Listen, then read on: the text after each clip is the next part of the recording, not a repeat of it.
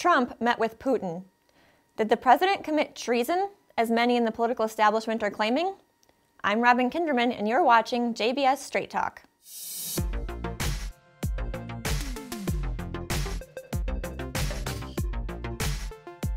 Last week, following his NATO summit, President Trump met with Russian President Vladimir Putin for their very own joint summit in the Finnish capital of Helsinki.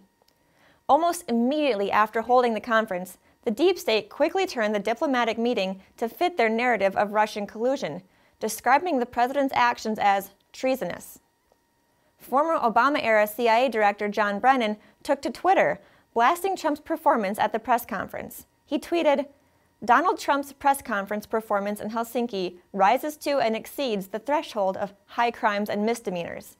It was nothing short of treasonous. Not only were Trump's comments imbecilic, he is wholly in the pocket of Putin." Mimicking Brennan's sentiments, Senator John McCain said, "Today's press conference in Helsinki was one of the most disgraceful performances by an American president in memory. The damage inflicted by President Trump's naivety, egotism, false equivalence, and sympathy for autocrats is difficult to calculate." McCain concluded by saying, "No prior president has ever abased himself more abjectly before a tyrant." McCain sure is one to talk about embarrassing oneself before a tyrant.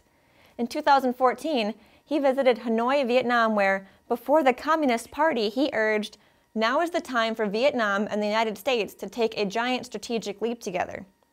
He also called for U.S. military cooperation with the communist dictatorship, saying, "We are ready to increase our military cooperation and ship visits as much as Vietnam permits. To that end, I believe the time has come for the United States to begin easing our lethal arms embargo on Vietnam." There are also numerous historical examples of past presidents submitting before Russian or other communist dictators around the world.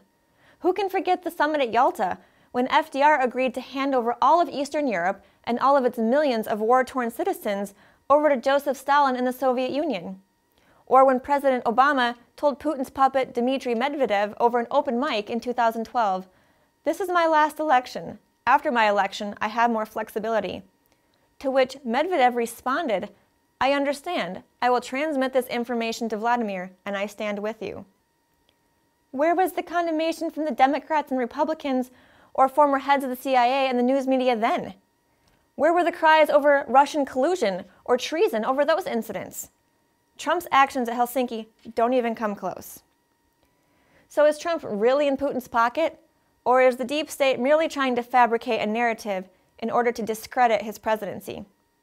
After nearly 2 years of Mueller's investigation, no evidence has surfaced suggesting that Trump is controlled by either Putin or the Russian intelligence services.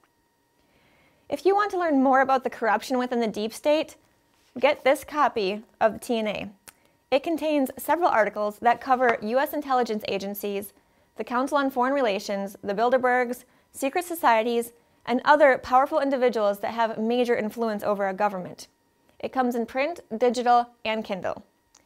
Then visit thenewamerican.com for regular coverage of the threats the deep state brings to American independence and liberty. So until next time, take care and God bless.